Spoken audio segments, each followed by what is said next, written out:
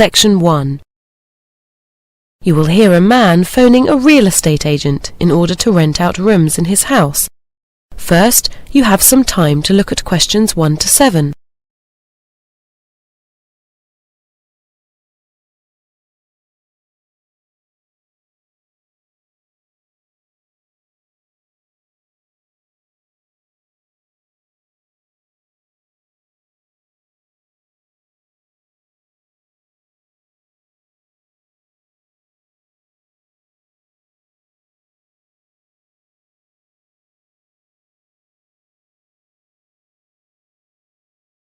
Now listen carefully and answer questions 1 to 7. Hi, Bellingham Real Estate Agents. Could you hold, please? Okay. Sorry about that. What can I do for you? Yeah, I'm looking for some tenants for my house, and I was hoping you could advertise it for me. Sure, no problem. Is it here in Vancouver? No, it's just outside in Richmond. Very nice. It's a house, you say?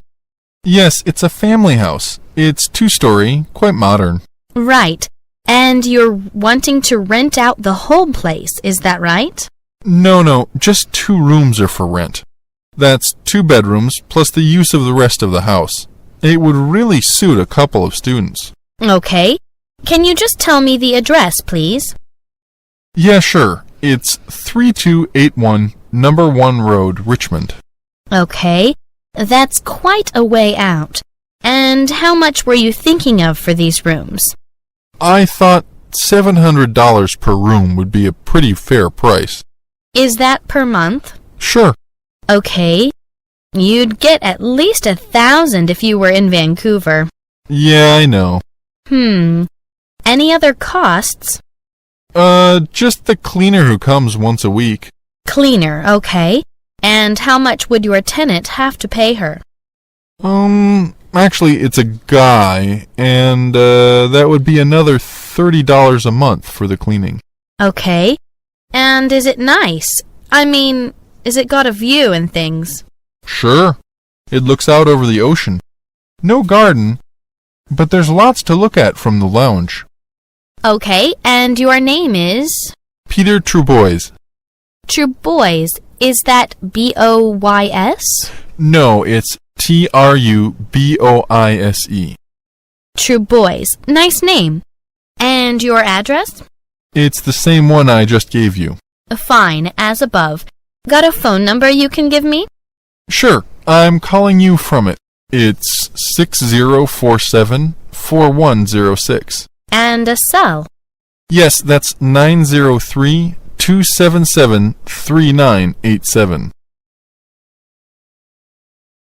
Before you hear the rest of the conversation, you have some time to look at questions 8 to 10.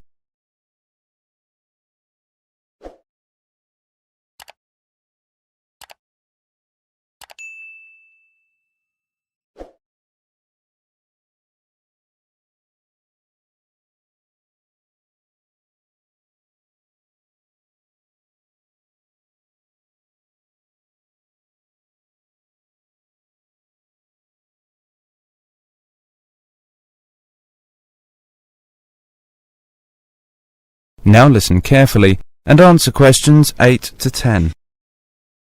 Now, let's get down to the serious stuff. What have you got in the kitchen? A fridge, of course. Yes, a fridge. And there's a dishwasher. Got facilities for washing clothes? Yeah, a washing machine in the basement and a dryer too. Okay. Gas or electric stove? Electric. And in the kitchen there's a microwave as well. Fine. Now what about the house? Anything worth mentioning? Sure. There's a room for playing ping pong and pool. Great. And how's it heated? It's got central heating, but no fireplace. That's too bad. I like an open fire in winter. Air conditioned? No. No conditioning. I suppose you've got a TV? Sure. Cable? Afraid not. I've never gotten around to putting it in. Fine. What sort of tenant are you looking for? Students, you said? That's right. Although it's quite away from the university. I guess they'd need a car. That's true. Still, there's a shopping mall just a block away. I'm looking at a map right now. Yep, just a small one. No movie theaters or anything like that. We're right by the beach, though, and that's something. Sure, especially in this weather. I wish I was there myself. Any other entertainment in the area? There's a cocktail lounge on the corner, and a couple of hamburger joints. You'd have to go downtown for a movie, though. Oh, and Boyd Park is only a couple of 100 yards away. Okay, Mr. Trubois, I'll post this up for you, and I hope you have some luck. Thanks. Bye. Bye, and take care. Sure, thanks. That is the end of section 1. You now have half a minute to check your answers.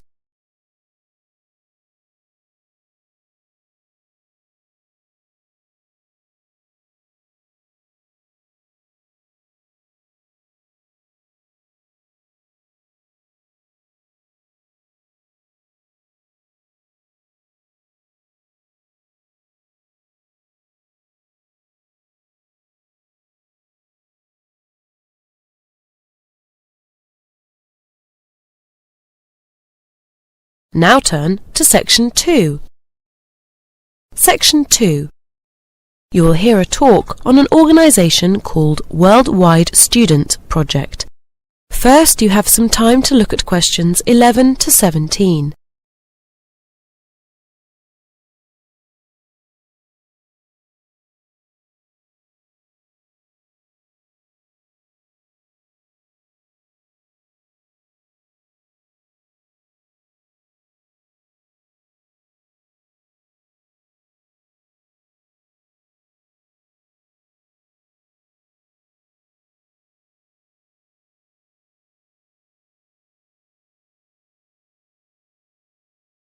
Now listen carefully and answer questions 11 to 17. Hi everyone, my name's Sam Thomas, and I'm here to give you some information about Worldwide Student Projects, or WSP for short. The talk takes about 5 minutes, and after that I'll be happy to answer questions, okay?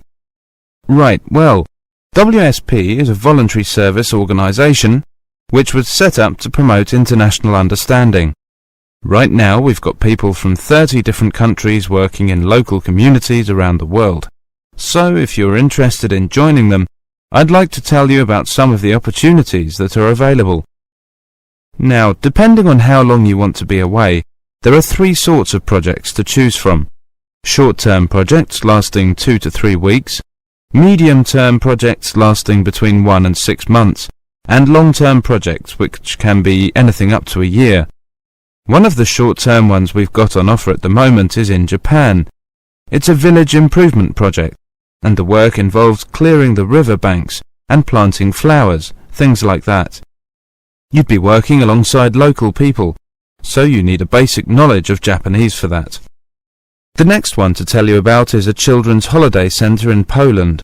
What's required here is basically manual work. You'll be painting rooms, gardening and generally preparing for the children's arrival. It's a medium-term project lasting 6 weeks, and there's comfortable accommodation on site. And now something for the animal lovers amongst you. It's a conservation project for sea turtles in Mexico.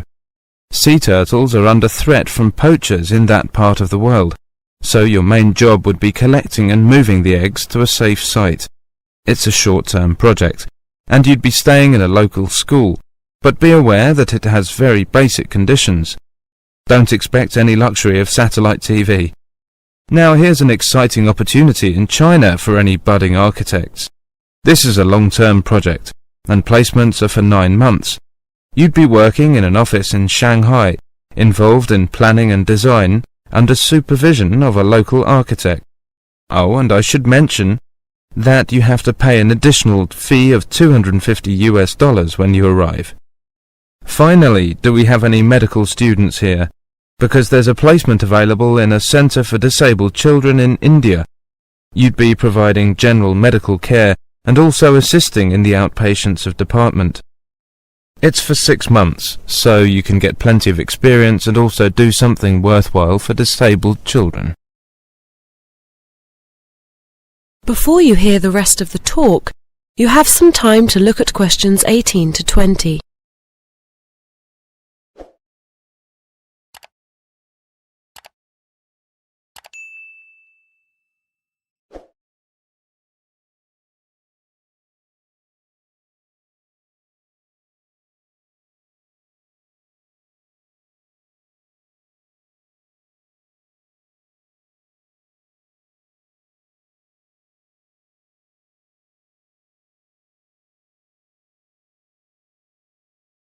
Now listen carefully and answer questions 18 to 20. Well, that's just a taste of the incredible range of projects we have to offer. But I hope it's whetted your appetite. And in case you do decide to apply, let me tell you what happens next. First of all, you need to fill in an application form and send it to us. Oh, and you should also include a passport photo, by the way. Once we've received the form and photo, we process them and then we send you a welcome pack containing general information about the program, together with the formal terms and conditions. These terms and conditions are basically a list of responsibilities on both sides, yours and ours. What happens if you want to leave early, etc. And you also get a detailed questionnaire, which helps us identify a suitable job for you. Then, about 1 month before you leave, you'll receive all the details about your particular placement. And I think that's about it. Oh, I never forgot to mention, we've also got a website. The address is in our brochure. Now, are there any questions? That is the end of section 2. You now have half a minute to check your answers.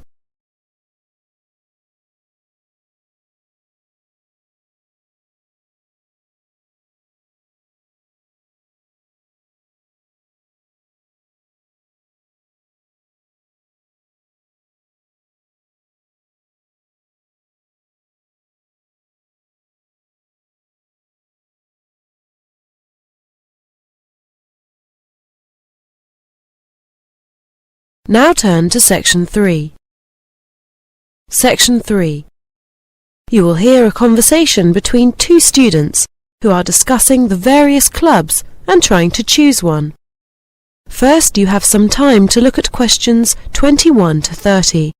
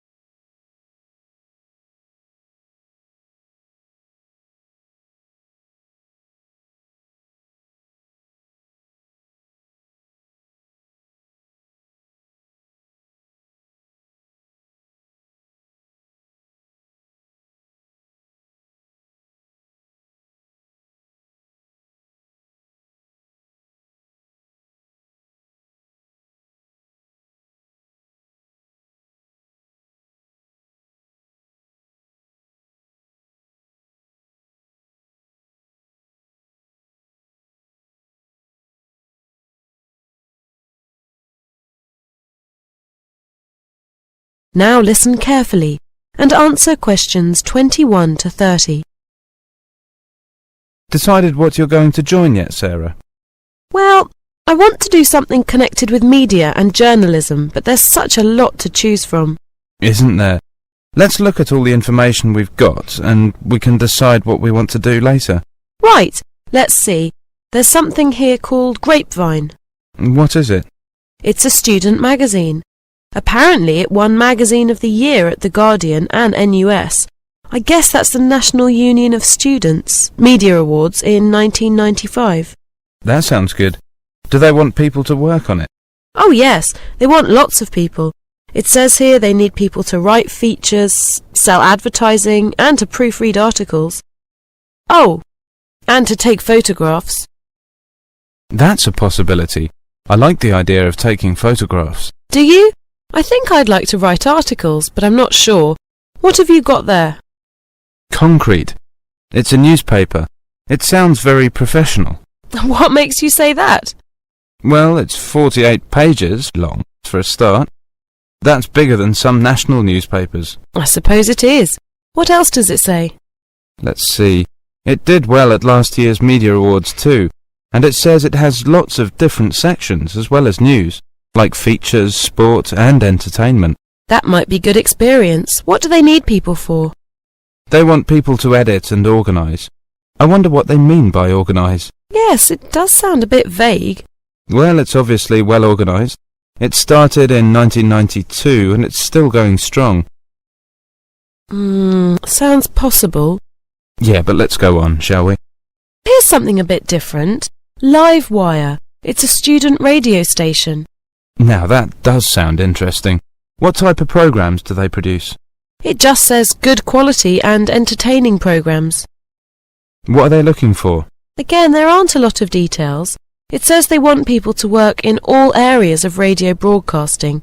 I think I'd like to find out more about that one. So would I. We'll come back to it later. Oh, look at this! Do you fancy being on television? Don't tell me there's a student TV station as well. Yes, there is. It's called Nexus UTV. They produce a wide range of programmes and they have a production deal with the BBC. That sounds really interesting. Is it difficult to get into? I don't know. I don't think so. They want a lot of people. Actors. I used to act in school plays when I was about 10 years old. Well, maybe acting isn't for you, but they also need people to direct programmes, to read the news and to be comedians. I could see you as a comedian. Should we go for that then? Maybe. Let's look at what else there is. I think there are two more. Yeah, something called Notice Board, whatever that is, and Student Web. What's Notice Board about? Well, it's a magazine with lots of local information. Doesn't sound all that exciting. Well, if you change your mind. They want people to write articles and to produce the magazine. I don't think so. Let's look at Student Web. OK.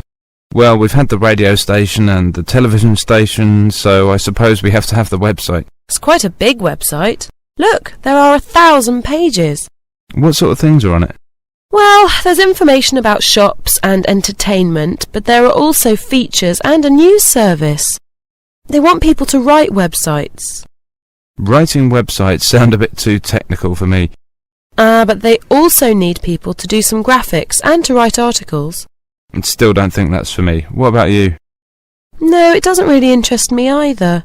I like the sound of Grapevine, Livewire and Nexus UTV. Yeah, those are the three I'd choose. But we're only going to have enough time to join one club, so let's go back and look at the information on those three again. OK, first... That is the end of section 3. You now have half a minute to check your answers.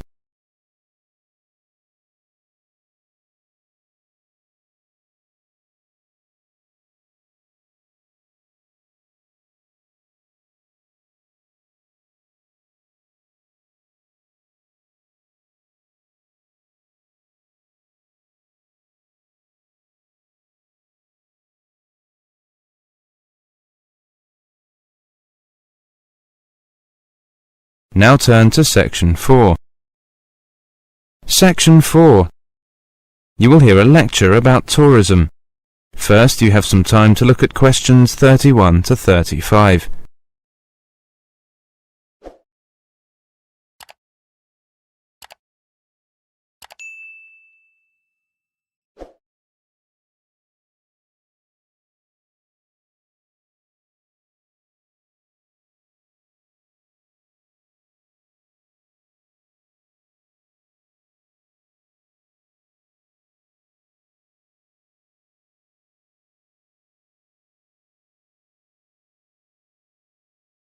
Now listen carefully and answer questions 31 to 35.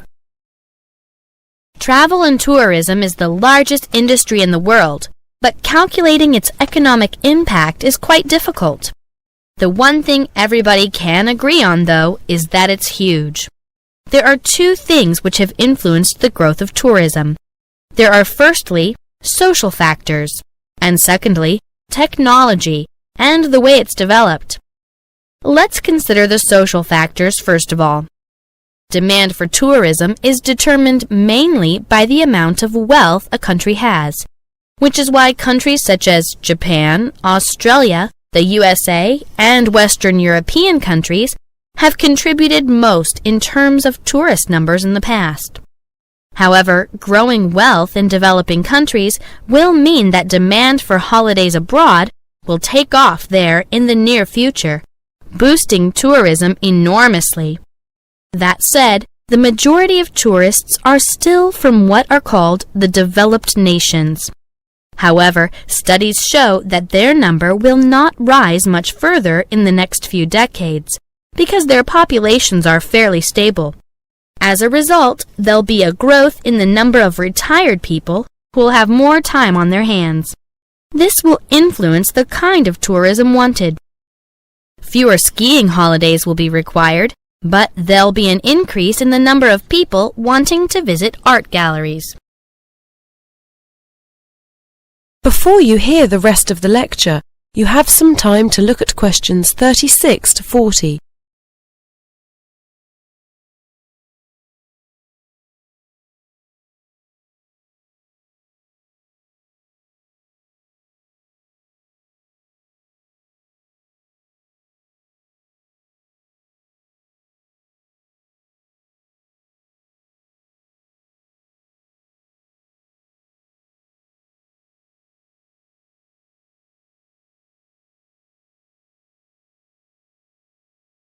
Now listen carefully and answer questions 36 to 40. Let's turn now to the second factor in the growth of tourism. The technology that sustains mass tourism today is the jet plane. Air travel has opened up the world. In 1970, scheduled planes carried 307 million passengers. Today, there are 4 times as many. In fact, cheaper and more efficient transport have been behind the development of mass tourism from its beginnings in Britain in the 19th century. The first package tours were arranged in 1841 by Thomas Cook, an entrepreneur whose company subsequently became one of the world's largest tour operators. In his day, it was the railway that allowed his business to flourish. Today, technology is proving important in other ways as well as in transportation. In the past, people went to a travel agent to find and book their holiday. Now many of these people are bypassing the high street travel agents and booking their holidays themselves on the internet. Airlines have been keen to encourage this direct approach as it keeps down their costs.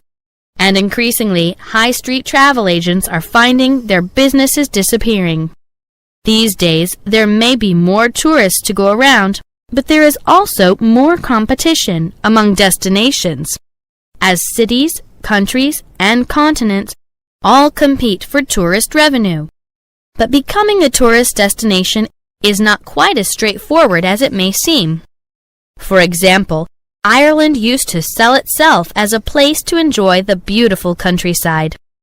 However, it soon discovered that it was attracting young student backpackers without any money. So how did Ireland set about increasing revenue from tourism?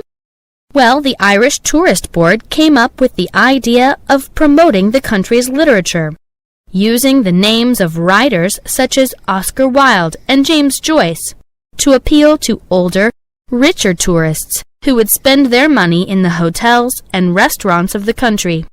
However, there are other ways of appealing to tourists. The U.S. is dotted with places that claim to be the capital of something or other, sometimes things which may seem rather strange. Crystal City, for example, is the world capital of the vegetable broccoli. And then there's Gilroy, famous for its garlic. These towns are trading on a single gimmick to attract the tourists. Festivals are another way to bring them in.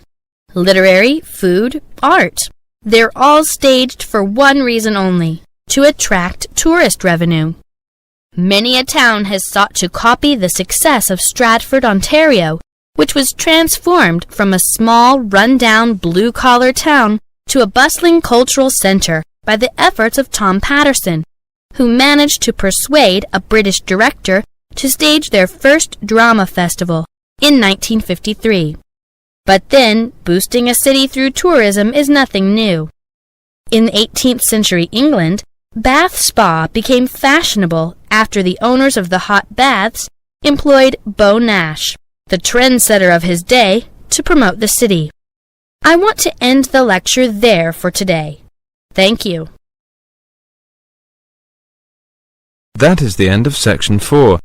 You now have half a minute to check your answers.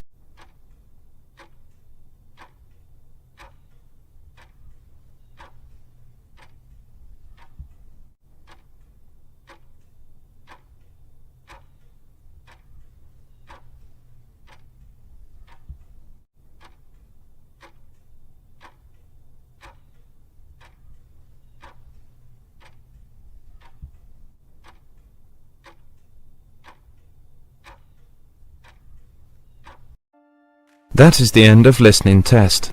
The